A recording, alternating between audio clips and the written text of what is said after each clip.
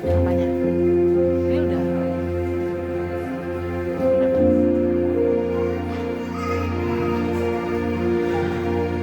Shalom, sidang jemaat yang dikasihi oleh Tuhan. Puji Tuhan, kita boleh ada di semua hadirat Tuhan. Sama-sama kita siapkan hati kita. Kita mau masuk untuk mendengar kebenaran firman Tuhan hari ini. Yesus. Sama-sama kita mau mengingat anugerah terbesar yang Tuhan yang berikan dalam kehidupan kita. Karyanya yang luar biasa.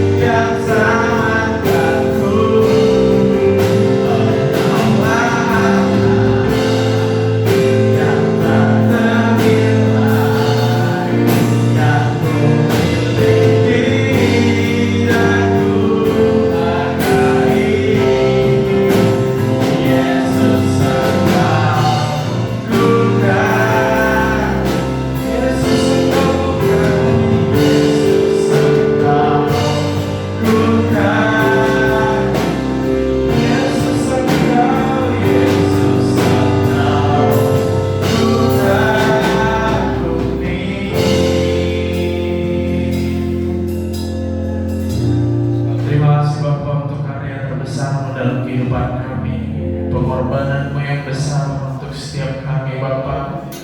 Biarlah setiap kami mampu untuk mengikuti kehendak-Mu dan taat kepada-Mu Bapa.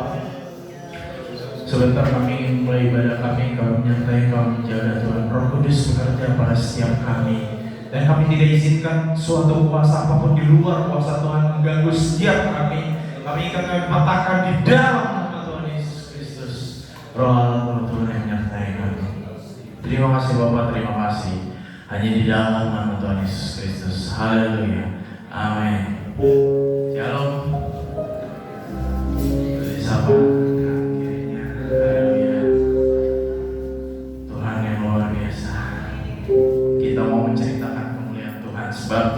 dosa. Amin.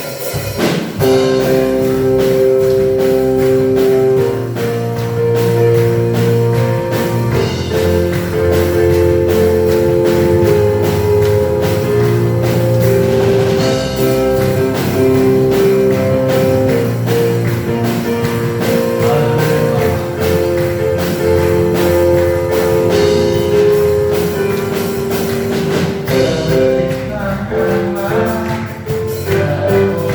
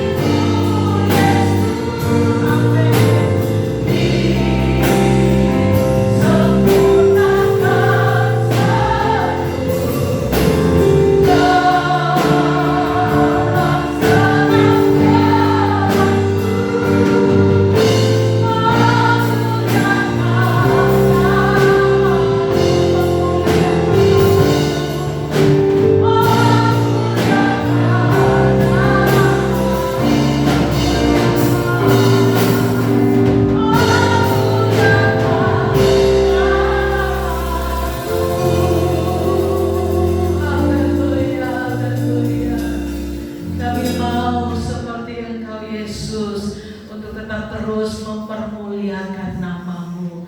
Kekal Tuhan dalam kehidupan kami. Kami sungguh bersyukur kepada Tuhan pada saat pagi hari ini. Lewat puji-pujian yang kami naikkan, kami percaya Tuhan, biarlah setiap pujian yang kami berikan kepada Tuhan dengan dasar hati yang tulus kepada Allah, maka biarlah itu menjadi persembahan yang menyenangkan hati Tuhan. Sebentar kami akan mendengarkan setiap kebenaran firman Allah. Kami tahu lewat firman Tuhan ada kemenangan, ada kekuatan, bahkan Tuhan ada pemulihan yang Tuhan akan kerjakan atas kehidupan kami. Dan kami berdoa Tuhan, segala penguasa di udara yang hendak mengganggu setiap konsentrasi ibadah kami, konsentrasi kami dalam mendengarkan setiap kebenaran firman Tuhan, kami bersatu hati, kami tolak, kami patahkan di dalam nama Yesus. Biar roh Allah, roh Tuhan yang memberkati kami pada saat pagi hari ini. Terima kasih Tuhan, terima kasih. Kami akan duduk diam untuk mendengarkan setiap kebenaran firman Tuhan. Dalam nama Tuhan Yesus kami berdoa. Haleluya. Amin. Tuhan shalom. Apa kabarnya Bapak Ibu Saudara? Luar biasa, Tuhan baik. Kita sudah di saat-saat ini ya, kita melihat segala perbuatan tangan Tuhan yang ajaib dan luar biasa. Tuhan. Khotbah saya pada saat pagi hari ini mengacu daripada khotbah Bapak Gembala yang khotbah berseri dalam kitab Injil Matius pasal 13 ayat pertama sampai 23. Kemarin masih di ayat-ayat bagian pokok yang pertama, tapi saya mengacu daripada ayat itu. Saya ingin membuka Alkitab kita dalam kitab Efesus pasal yang keempat ayat yang ke-13 sampai ayat yang ke-16 dengan judul pertumbuhan iman yang sehat. Baik, Efesus pasal 4 ayat yang ke-13 sampai ayat yang ke-16. Kita akan baca bersama-sama pada hitungan yang ketiga. 1, 2, 3. Sampai kita semua telah mencapai kesatuan iman dan pengetahuan yang benar tentang anak Allah, kedewasaan penuh dan tingkat pertumbuhan yang sesuai dengan kepenuhan Kristus, sehingga kita bukan lagi anak-anak yang diombang-ambingkan oleh rupa-rupa ahli pengajaran, oleh permainan palsu manusia dalam kelicikan mereka yang menyesatkan, tetapi dengan teguh berpegang kepada kebenaran di dalam kasih kita bertumbuh di dalam segala hal ke arah Dia, Kristus yang adalah kepala. Daripadanya lah seluruh tubuh yang rapi tersusun dan diikat menjadi satu oleh pelayanan semua bagiannya, sesuai dengan kadar pekerjaan menerima pertumbuhannya dan membangun dirinya dalam kasih Tuhan. Program pemerintah yang sedang digalakkan bagi kehidupan masyarakat yang ada. Ketika saya mengikuti sebuah seminar ya, saya baru tahu. Jadi program pemerintah itu dari anak-anak dulu. Ya, biasanya sekarang kan posyandu ini sedang digalakkan. Nah, sekarang ini di posyandu itu ada namanya program stunting. Stunting itu artinya gagal dalam masa pertumbuhan. Jadi kalau Bapak Ibu Saudara punya anak bayi dibawa ke posyandu, itu tuh diukur berapa panjangnya ya, kalau udah agak besar ya, berapa tingginya, berapa berat badannya, berapa lingkar lengannya, berapa lingkar kepalanya ya, itu untuk mengetahui masa pertumbuhannya. Nah, kalau nggak sesuai dengan apa yang sudah ada ya, dikatakan itu artinya stunting, gagal dalam masa pertumbuhan. Nggak sampai di sana, rupanya sekarang ada posyandu remaja. Ya, ada posyandu lagi apa? Posyandu manula. Lalu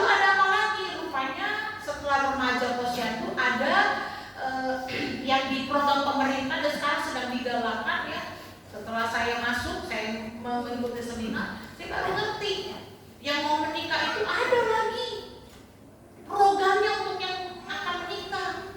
Lalu nanti waktu hamil ada lagi programnya, dipantau.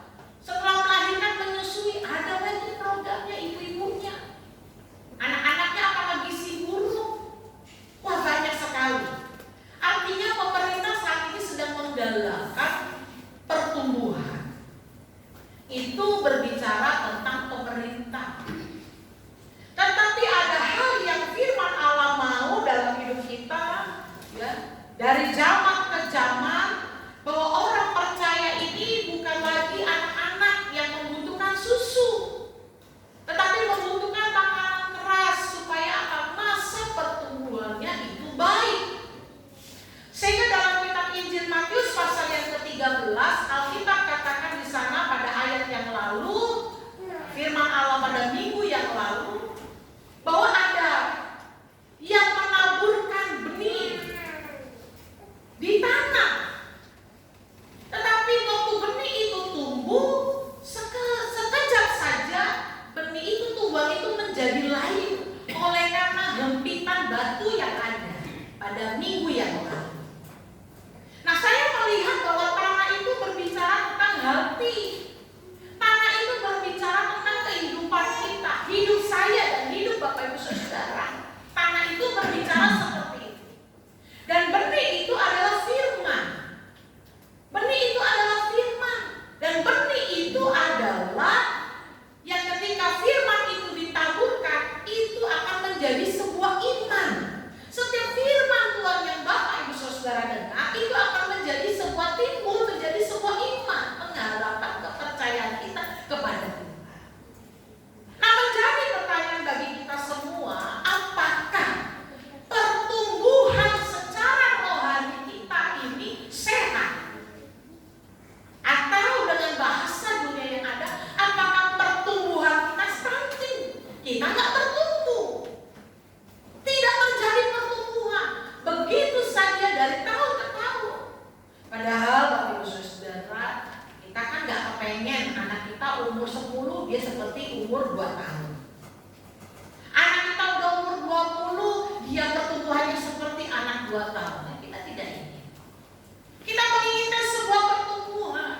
Sama seperti Tuhan menginginkan sebuah pertumbuhan dalam hidup kita. Ada sebuah pertumbuhan yang terjadi atas hidup kita. Mungkin secara jasmani hari ini ya kita sudah mulai bertumbuh dengan baik. Kita terjadi pertumbuhan, tetapi secara rohani ini, apakah pertumbuhan kita ini sehat? Di dalam Efesus pasal yang keempat ayat yang ke-13 demikian, prinsip pertumbuhan iman yang sehat, poin yang pertama ayat yang ke-13, sampai kita semua telah mencapai kesatuan iman dan pengetahuan yang benar tentang anak Allah, kedewasaan penuh dan tingkat pertumbuhan yang sesuai dengan keperluan Kristus. Ayat yang ke-14, sehingga kita bukan lagi anak-anak yang diombang-ambingkan oleh rupa-rupa angin pengajaran, oleh permainan palsu manusia dalam kelicikan mereka yang menyesatkan. Hari ini banyak sekali pengajaran-pengajaran yang berkata saya adalah yang masuk bahkan dalam kategori sebagai gereja. Tetapi pengajaran-pengajaran yang terjadi dalam ayat yang ke-14, ajaran-ajaran yang terjadi bahkan dikatakan itu adalah permainan palsu manusia. Dan iman yang bertumbuh adalah, iman yang bertumbuh secara sehat adalah, sesuai dengan kebenaran firman Allah adalah iman yang teosentris. Iman teosentris itu adalah iman yang hanya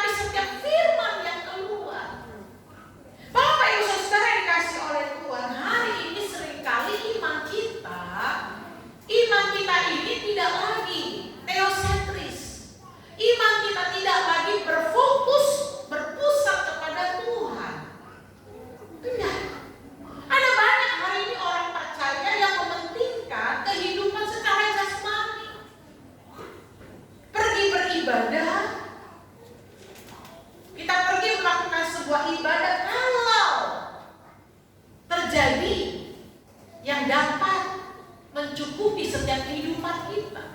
Hari-hari ini banyak tujuan orang beribadah, tujuan orang datang kepada Tuhan tidak lagi berfokus hanya kepada Tuhan.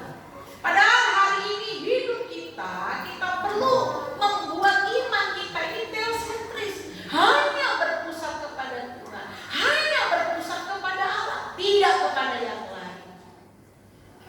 Ada berapa banyak dari hidup kita hari ini kita datang ke gereja supaya hidup kita diberkati oleh Tuhan. Saya mau katakan itu hanya bonus sesuai kitab Injil Matius pasal 6 ayat 33. Tapi hari ini yang perlu kita taruh dalam hidup kita, pada waktu kita datang beribadah, kita tujuan hidup kita hanya berfokus kepada Tuhan. Kita rindu untuk menyenangkan hati Tuhan, kita rindu untuk mendengarkan setiap firman Allah. Kita rindu untuk mengetahui apa yang menjadi maunya Tuhan lewat setiap kebenaran-kebenaran firman Tuhan. Sebuah prinsip daripada Injil Yohanes dari seorang figur di dalam Alkitab, tokoh dalam Alkitab, prinsip daripada Yohanes Pembaptis pada Injil dari Yohanes Pembaptis. Dalam Injil Yohanes pasal 3 ayat yang ke-33 dia katakan demikian, bahwa Yohanes itu harus semakin kecil, tetapi Kristus yang harus semakin besar. Artinya hidup kita ini harus semakin mengecil dan hanya Tuhan yang semakin besar.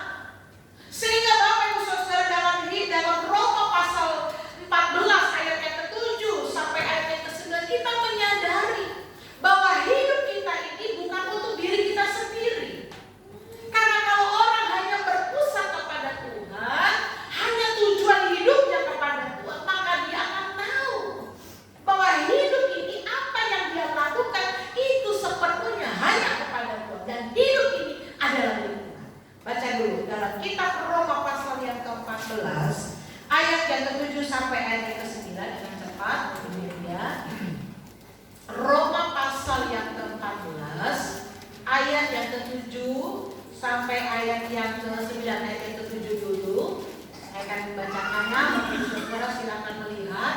Demikian bunyi firman Allah. Sebab tidak ada seorang pun di antara kita yang hidup untuk dirinya sendiri, dan tidak ada seorang pun yang mati untuk dirinya sendiri. Ayat yang selanjutnya, sebab jika kita hidup untuk Tuhan, dan jika kita mati untuk Tuhan. Jadi baik hidup atau mati, kita adalah milik Tuhan. Ayat yang ke-9, sebab untuk itulah Kristus telah mati dan hidup kembali, supaya ia menjadi Tuhan baik atas orang-orang mati maupun atas orang-orang hidup. Jadi Bapak Ibu Saudara, baik kita hidup untuk Tuhan. Baik kita mati untuk Tuhan. Berapa banyak dari kita hari-hari ini kita tidak menyadari bahwa hidup ini adalah untuk Tuhan. Kalau Bapak Ibu Saudara menyadari betul hidup ini adalah miliknya Tuhan, maka kita akan melakukan segala sesuatunya dengan baik. Kita akan melakukan segala sesuatunya dengan hati-hati. Sehingga dalam kitab 1 Korintus pasal 10 ayat yang ke-31, baik kita makan, baik kita minum, baik kita melakukan segala sesuatunya, kita lakukan semuanya untuk kemuliaan nama Tuhan. Kalau Bapak Ibu Saudara menyadari bahwa hidup ini untuk Tuhan, Bapak Ibu Saudara akan menjadi orang-orang yang melakukan segala sesuatunya untuk Tuhan. Anda akan bekerja dengan baik karena kita punya prinsip, kita lakukan, kita kerja itu untuk Tuhan. Kalau Bapak Ibu Saudara mempunyai prinsip bahwa hidup ini adalah milik Tuhan, maka waktu kita sekolah, waktu kita belajar, waktu kita kuliah, kita akan menyadari bahwa hidup ini adalah milik Tuhan, dan kita akan sungguh-sungguh untuk belajar dan bersekolah. Pada waktu kita menyadari bahwa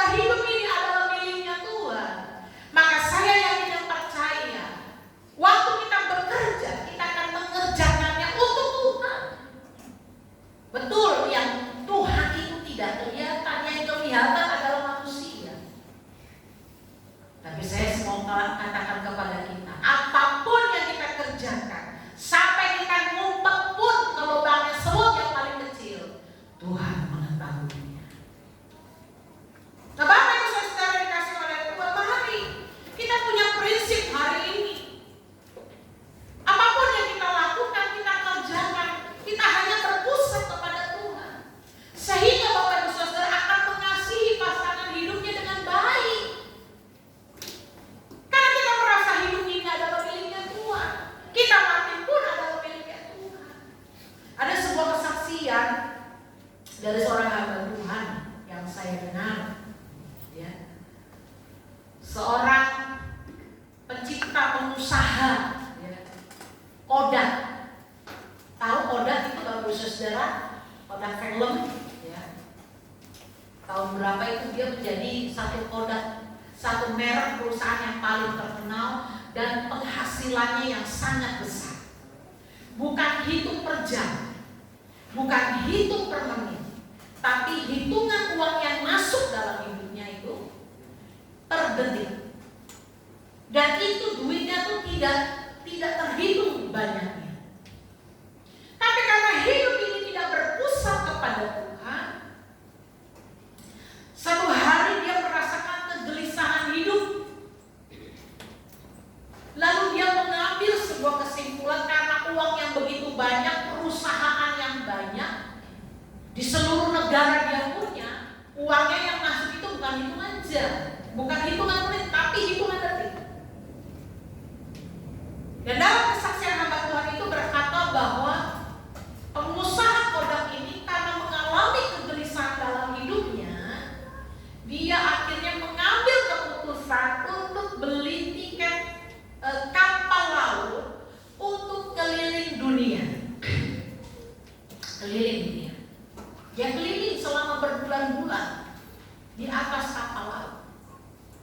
Tetapi ketika kembali di negara asalnya, sebelum dia sampai ke dalam rumahnya, dia melihat belum sampai ke rumahnya, tapi sudah sampai di negaranya.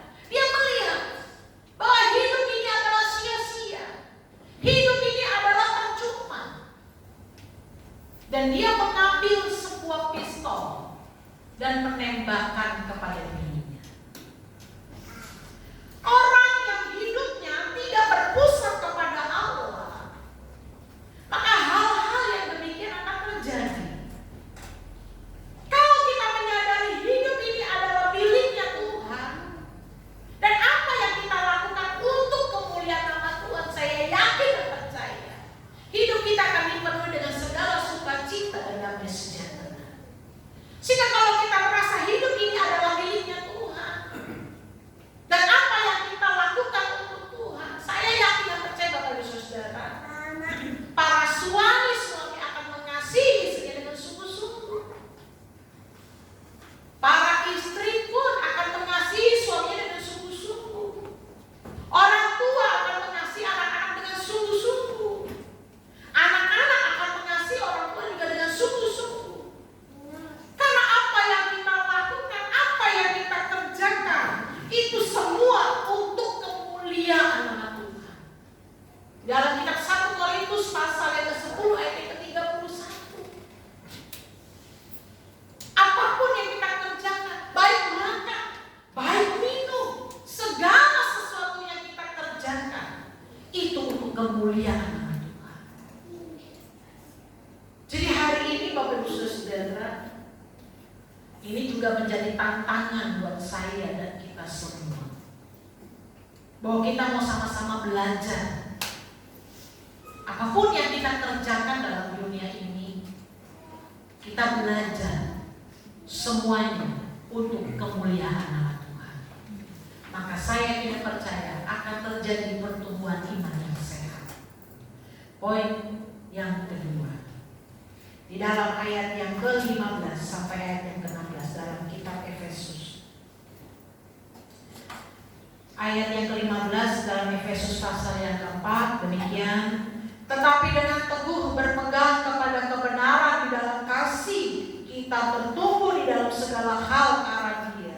Kristus yang adalah kepala, daripadanya lah seluruh tubuh yang rapi tersusun dan diikat menjadi satu oleh pelayanan semua bagiannya, sesuai dengan kadar pekerjaan tiap-tiap anggota, menerima pertumbuhannya dan membangun dirinya dalam kasih, bertumbuh di dalam segala hal ke arah Dia, dalam ayat yang ke-15.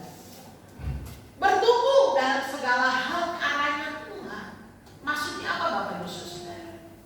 Iman yang sehat, iman yang bertumbuh adalah iman yang mau tumbuh pada kehendak Allah dan percaya.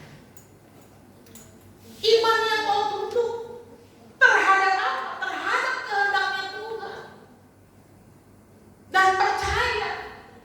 Hari ini kalau kita diperhadapkan dengan situasi yang sulit, keadaan yang sukar, kita diperhadapkan dengan itu semua, kita mau tunduk pada setiap kehendak Tuhan. Dan pada waktu kita tunduk pada setiap kehendak Tuhan dan percaya, kita akan menjadi orang-orang yang bukan bersungguh-sungguh dan tidak mengucap syukur. Dan Bapak Ibu Saudara, kita mau belajar apa yang menjadi kehendak Tuhan itu yang terjadi. Jika itu menjadi kehendak Tuhan, mari kita aminkan. Mungkin yang Tuhan kerjakan dalam hidup kita tidak seperti Abraham. Bapak Abraham, Bapak Ibu Saudara, kalau Bapak Ibu Saudara tahu, Tuhan minta sebuah persembahan, dan persembahan itu adalah Ishak. Tuhan tidak minta mungkin sama yang seperti itu, tapi kita mau belajar untuk tunduk pada kehendak Tuhan, dan kita mau tetap percaya serta taat dalam memberikan sebuah respon. Saya tahu dalam hati seorang orang tua, hati apalagi seorang ayah yang menunggu janji jawaban Tuhan selama bertahun-tahun, bahkan puluhan tahun. Karena umur 100 Bapak Abraham baru menerima janji Tuhan.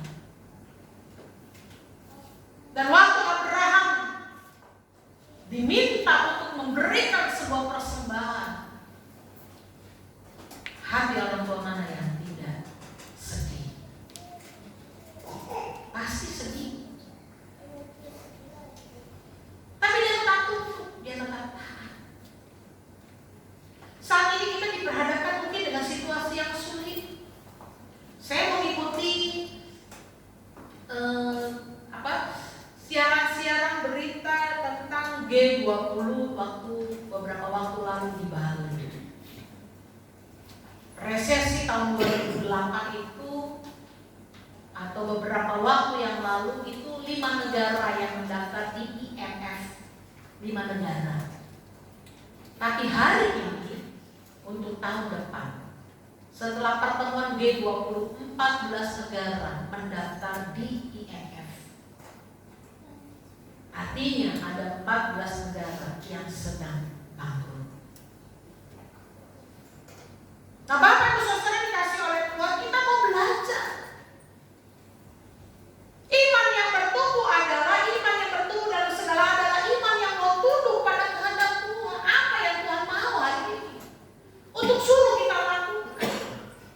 Dan memang Bapak Ibu Saudara, yang menjadi penghambat dalam pertumbuhan kita seringkali yang terjadi adalah karena kita hidup dalam rasa khawatir.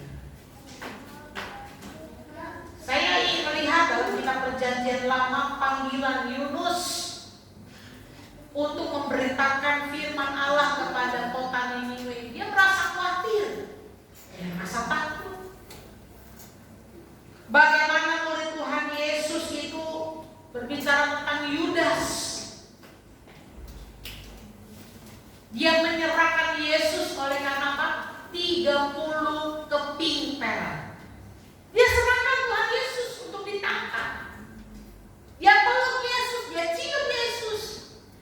Setelah itu dia terima uang 30 keping perak. Penghambat daripada pertumbuhan iman kita, yang pertama adalah karena rasa khawatir yang berlebihan. Jujur saja beberapa waktu ini saya pun sebagai hamba Tuhan, namanya masih manusia dan daging, pasti punya rasa khawatir. Walaupun saya sudah berdoa, saya menangis, saya mengadu kepada Tuhan, tapi seringkali iblis itu minta bermain-main dalam pikiran saya, sehingga rasa khawatir itu seringkali muncul. Bapak Ibu Saudara tahu, selama banjir saya itu ada di posko RW 20 bantu masak. Ya. Saya membantu masak. Untuk nasi dibagi-bagi saya bantuin. Dan setiap hari itu ada petugas medis dari puskesmas. Setiap hari ada. Dan setiap hari saya tensi. Pokoknya datang petugas medis saya pertama. Terus mau difoto sama ibu karena mau dimasukin ke ini warga belakang bahwa petugas medis sudah ada. Hari pertama saya difoto, hari kedua saya difoto, hari ketiga saya fotonya yang lain. Saya malu setiap hari masa saya difoto masuk di grup WK. Tapi waktu saya pensi hari pertama 130, saya nggak pernah loh 130. Saya itu lebih intensnya rendah, ini tinggi. Hari kedua pensi lagi 130 lebih. Hari ketiga 130 lebih. Dan beberapa waktu selanjutnya saya marahin anak-anak. Ada anak yang saya marahin di rumah. Anak-anak saya ini nakal, jadi saya marahin. Waktu saya habis marahin, ini rasanya gemeteran, terus ini langsung gimana? Gitu ya.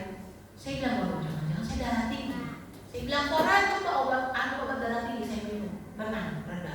Ya. Kadang-kadang hidup ini, Bapak Ibu Saudara, bisa memacu kita untuk kita punya rasa khawatir. Tapi jika rasa khawatir itu berlebihan, maka akan menjadi sangat bahaya. Kita harus kembali lagi belajar untuk mau tunduk pada kehendaknya Tuhan. Jika memang Tuhan izinkan segala sesuatunya terjadi, maka terjadilah sesuai dengan izinnya Tuhan. Jika memang Tuhan belum izinkan itu untuk terjadi, maka kita belajar untuk tunduk pada kehendaknya Tuhan. Kenapa seringkali terjadi korupsi? Kenapa terjadi hal-hal yang menimpa? Karena kita tidak mau tunduk pada kehendak Tuhan. Kita gak sabar. Kita maunya ekspres. Kita maunya instan. Termasuk saya kalau kerja kiri maunya kanan, maju depan gitu supaya cepat. Tapi kadang-kadang itu gak baik, Bapak Ibu Saudara. Kita harus tunduk. Kita harus tunduk kepada kehendaknya Tuhan. Nah, Bapak Ibu Saudara, hari ini terjadi hal yang demikian. Ada satu kisah dalam Alkitab juga, seringkali pertumbuhan itu menjadi tidak bertumbuh dengan baik. Ada satu hamba, seorang hamba yang melayani seorang nabi, yaitu hamba Gehasi, yang beberapa waktu saya sudah katakan. Karena dia ingin kaya, dia melihat kekayaan, dia gak sabar, dia gak mau tunduk, dia samperin itu orang. Dan dia minta, dia katakan atas nama nabi. Dia minta baju, dia minta emas, Gehasi. Dan apa yang terjadi? Sepanjang hidupnya dia mengalami penyakit apa? Kusta. Kita harus belajar untuk tunduk pada kehendak Tuhan. Saya yakin dan percaya Bapak Ibu Saudara, janji Tuhan itu ya dan amin. Tidak ada rancangan Tuhan itu yang mendatangkan kecelakaan. Semua rancangan Tuhan itu mendatangkan damai sejahtera, mendatangkan sukacita. Tapi kalau hari ini kita mengalami kesedihan,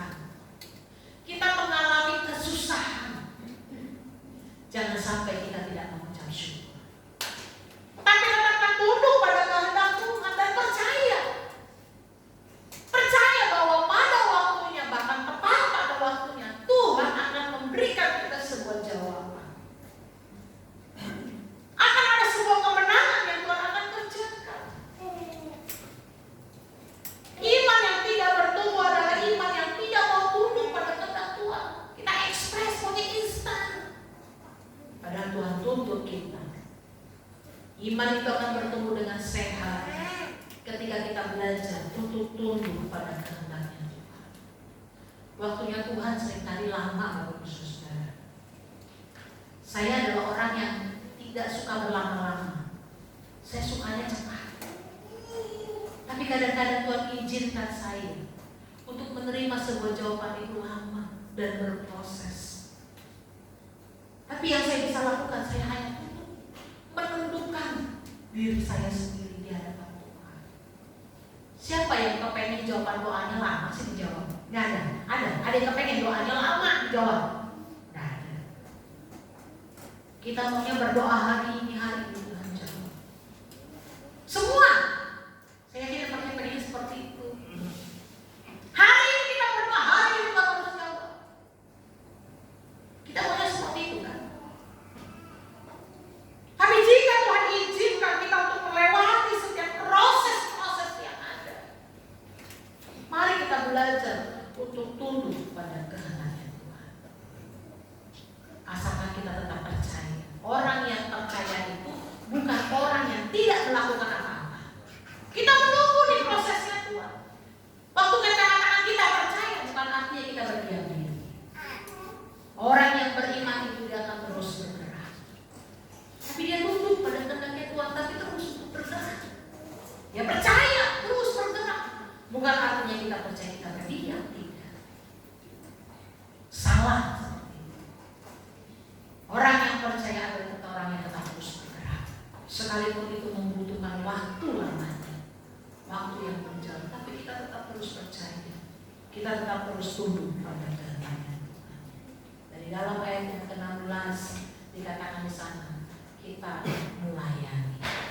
Bapak Ibu Saudara, kita mungkin tidak bisa maju ke depan untuk jadi pemimpin puji-pujian, untuk menjadi ibu singer, ya. Mungkin Bapak Ibu Saudara tidak bisa memberitakan Tuhan, tapi kita perlu untuk melayani Tuhan. Tetap terus. Tadi kemarin sekolah minggu Flora itu bercerita tentang orang Samaria. Hari ini, ya, Wendy pun bercerita tentang orang Samaria. Ada orang yang hebat sebagai orang Lewi. Ada orang yang hebat sebagai orang yang mengajar. Tapi melihat segala sesuatunya dia berdiam diri. Tapi orang Samaria yang mungkin jauh daripada Tuhan, yang mungkin belum mengenal setiap kebenaran firman Allah, tapi dia bergerak untuk melayani. Bapak Ibu Saudara, pada saat pagi hari ini, saya nggak tahu pertumbuhan iman Bapak Ibu Saudara, rohani Bapak Ibu Saudara itu yang tahu hanya kita pribadi.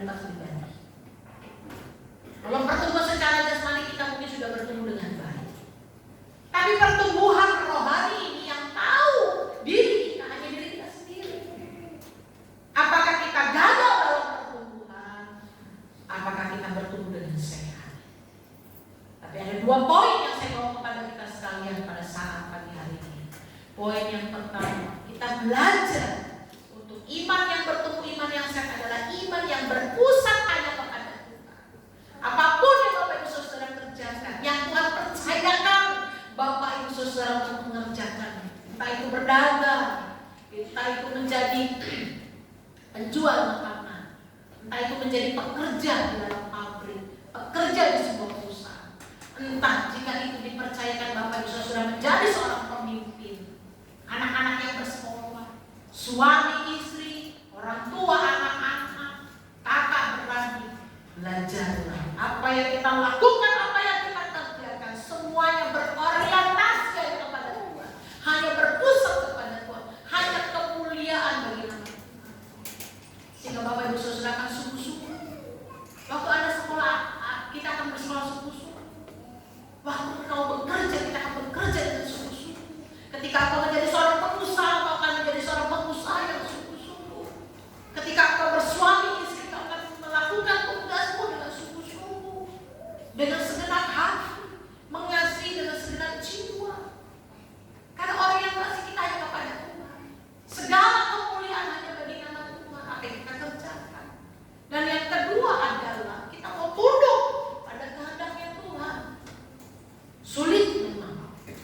keadaan yang sukar, tantangan kehidupan, persoalan, tapi kita mau belajar untuk tunduk pada kehendak Tuhan.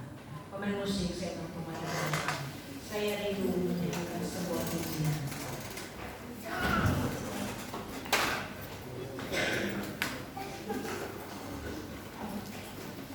Ku mau seperti Yesus.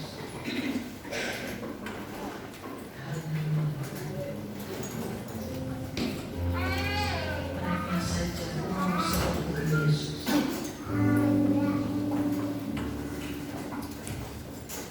Haleluya.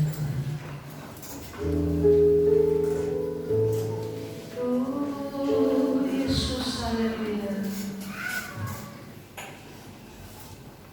Mulialah nama-Mu.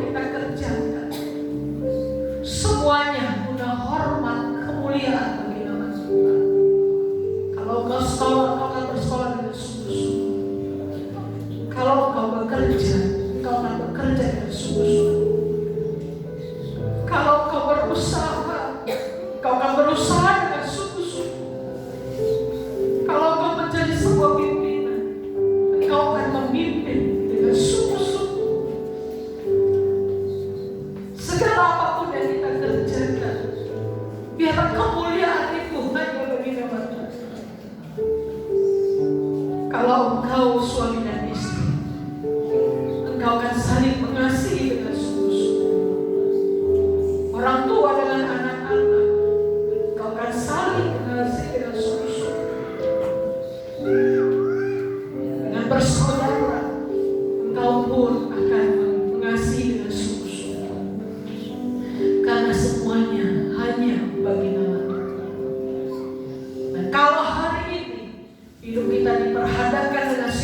situasi yang sulit, Engkau diperhadapkan dengan segala kelemahan, dengan segala tantangan kehidupan. Kita mau belajar untuk tunduk pada kehendak Tuhan dan tetap percaya bahwa Tuhan sanggup untuk menolong saya dan menolong kita semua. Kita mau kembali akan ujian ini untuk kita semua kembali berdoa.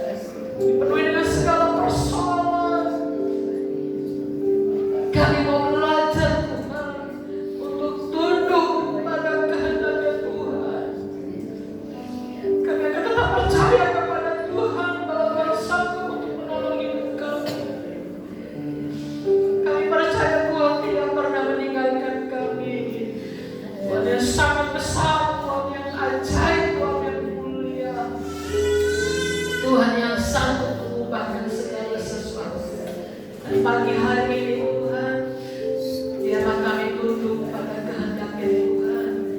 Kami tahu rancangan Tuhan adalah rancangan yang datang yang kami sejahtera. Kami tahu janji Tuhan iya dan amin.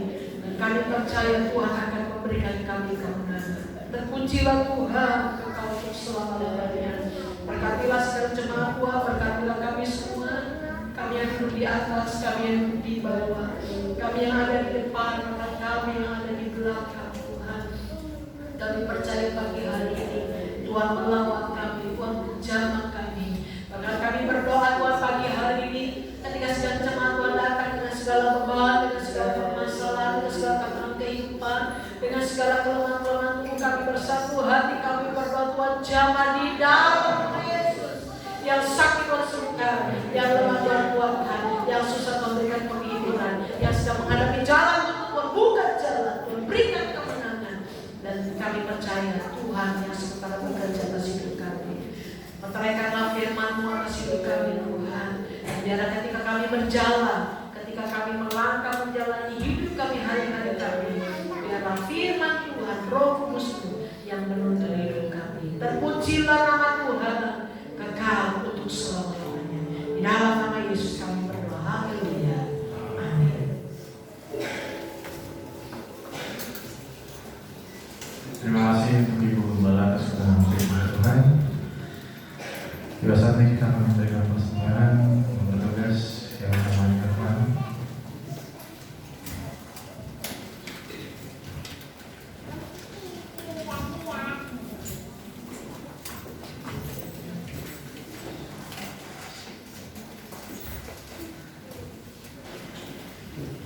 Mari kita bersatu dalam doa. Bapak, terima kasih Tuhan untuk kebenaran firman Tuhan. Kami telah mengisi muliakan nama-Mu, sebentar kami memberikan persembahan. Berkati persembahan kami, kiranya boleh membantu pekerjaan Tuhan di tempat ini. Berkati setiap pekerjaan, kegiatan yang kami lakukan Tuhan, kiranya semua yang kami lakukan hanya untuk memuliakan nama Tuhan. Terima kasih hanya di dalam nama Tuhan Yesus Kristus. Haleluya. Amin.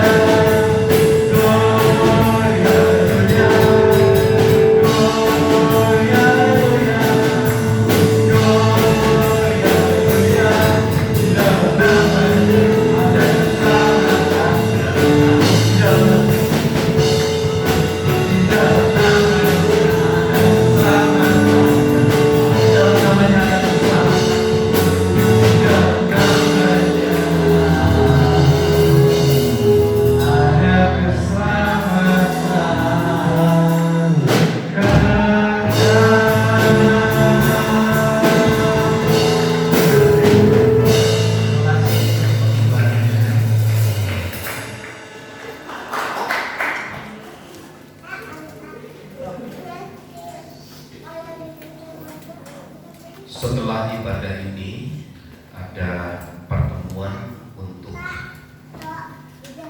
panitia perluasan tempat ibadah. Mohon izin Pak Ketua, ya. Kita akan berbincang-bincang sebentar. Kita berdoa bagi jemaat Tuhan yang sakit, ya. Kiranya Tuhan menyembuhkan. Setiap hari Kamis jam 7 malam di tempat ini ada doa malam, ya. Bagi Bapak Ibu Saudara yang ada waktu, mari bersama kita datang untuk sama-sama berdoa. Saya kira itu beberapa pengumuman yang saya sampaikan. Mari sekali lagi saya undang jemaat Tuhan untuk berdiri. Kita akan akhiri ibadah kita di dalam doa.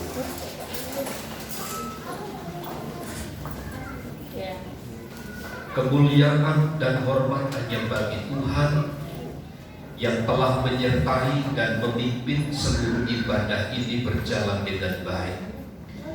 Engkau melimpahkan, mencurahkan segala berkat dan kemurahan Tuhan kepada setiap umat-Mu. Kiranya berkat dari Tuhan tercurah bagi kami, baik di dalam usaha pekerjaan, di dalam rumah tangga keluarga, supaya terjalin satu kemesraan kebahagiaan, sehingga kasih Kristus nyata dengan sempurna. Bagi jemaat Tuhan yang lemah, yang sedang sakit, Tuhan sembuhkan dalam nama Yesus. Berdoa bagi keluarga besar Bapak Martin, Tuhan tolong beri kesehatan, kekuatan kepada mereka. Allah yang menganugerahi mereka dengan segala kesembuhan. Anak Bapak Eko, anak kami Gevaria, Tuhan tolong juga sembuhkan dalam nama Yesus. Anak kami Kaleb, Tuhan beri kesehatan, kekuatan yang baru dari Tuhan. Engkau pulihkan dengan sempurna Ibu Dina pasca dirawat inap. Kami percaya pertolongan kasih kuasa Tuhan menyertai. Kami berdoa bagi jemaat Tuhan yang sedang mengalami kesulitan, yang sedang mengalami masalah. Kiranya Allah turun bekerja atas hidup mereka, mendatangkan kekuatan yang baru. Kami percaya biarlah lawatan Tuhan dinyatakan dari hari ke hari. Baik kami sebagai anak, sebagai orang tua, kami sebagai pekerja, kami sebagai kepala rumah tangga, ibu rumah tangga, Tuhan yang melimpahi kami semua dengan segala berkat dari Tuhan. Berkatilah bangsa dan negara kami dari pusat sampai daerah, bahkan tempat di mana kami ada, lawatan Tuhan dinyatakan. Berkati gerejamu di tempat ini untuk memperluas ruangan ibadah sebagaimana kerinduan kami yang kami nyatakan kepada Tuhan. Kami tetap meminta belas kasih Tuhan dinyatakan bagi kami. Di dalam nama Yesus kami berdoa. Mari saudaraku, angkat tanganmu dan terimalah berkat Tuhan. Tuhan memberkati dan melindungi engkau. Tuhan menyinari engkau dengan wajah-Nya dan memberi engkau kasih karunia. Tuhan menghadapkan wajah-Nya kepadamu dan memberi engkau damai sejahtera. Kiranya kasih karunia Tuhan Yesus Kristus dan kasih Allah serta persekutuan Roh Kudus menyertai kita sekalian saat ini dan sampai selama-lamanya.